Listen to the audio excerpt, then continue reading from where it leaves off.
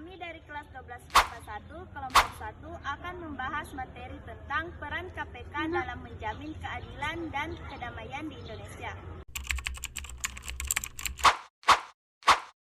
Hukum. Publik melalui website dan media sosial. Publik terhadap pemerintah. Memberantas korupsi dan menegakkan hukum.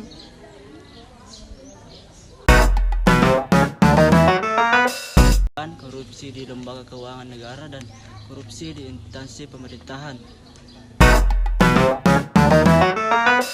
KPK yang dianggap melemahkan KPK.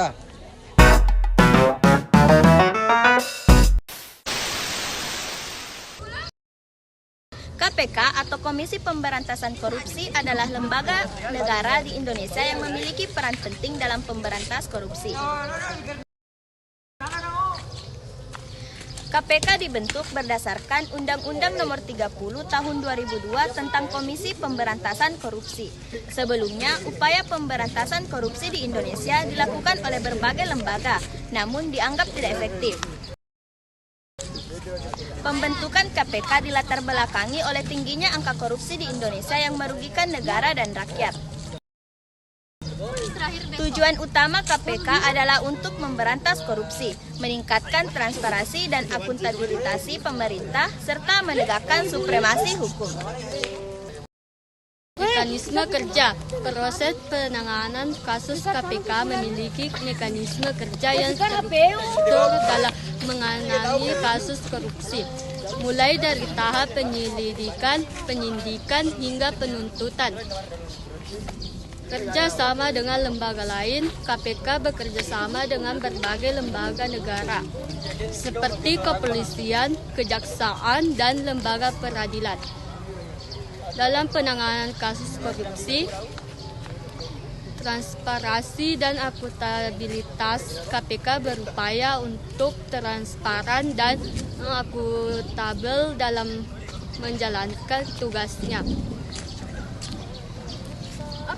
Dengan membuka akses informasi kepada publik melalui website dan media sosial.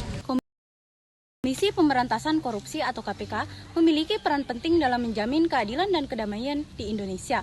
Peran KPK dalam menjamin keadilan, memberantas korupsi. KPK dibentuk untuk memberantas korupsi di semua tingkatan pemerintahan.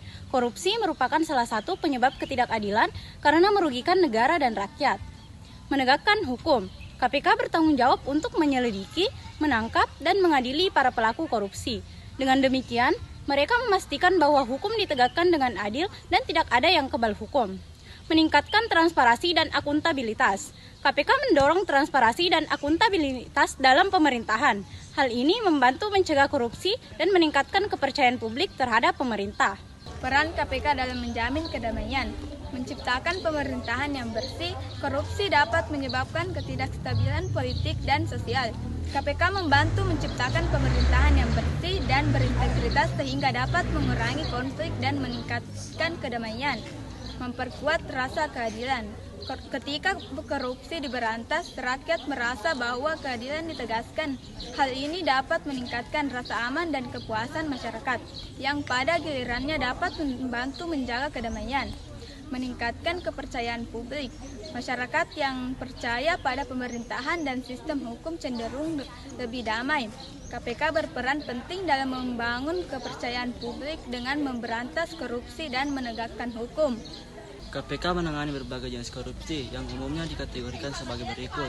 Korupsi di bidang pengadaan ini meliputi penyalahgunaan wewenang dalam proses pengadaan barang dan jasa oleh pemerintah seperti manipulasi tender, markup harga, dan suap.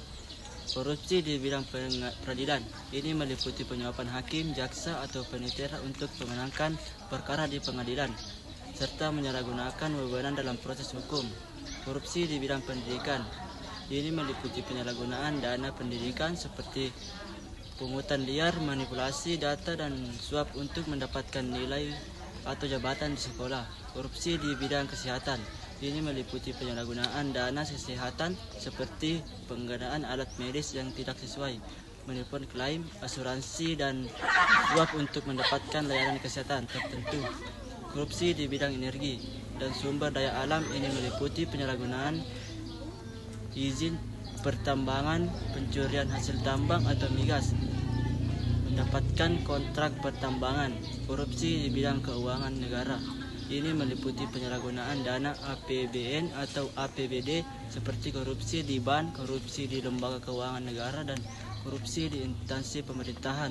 Selain itu, KPK juga menangani bentuk-bentuk korupsi lainnya seperti suap, pemberian sesuatu kepada seseorang agar melakukan atau tidak melakukan sesuatu yang bertentangan dengan tugas atau kewajibannya, gratifikasi, pemberian sesuatu kepada seseorang yang tidak ada hubungannya dengan tugas atau kewajibannya, tetapi dapat menimbulkan konflik kepentingan, penggelapan pengambilan dan penguasaan barang secara melawan hukum yang dilakukan oleh orang yang ditugaskan untuk menyimpan atau menguasai barang tersebut, pencurian, pengambilan barang secara diam-diam dengan maksud untuk dimiliki sendiri, tantangan dan kendala, intervensi politik. KPK seringkali menghadapi intervensi politik dari pihak-pihak yang ingin melindungi pelaku korupsi.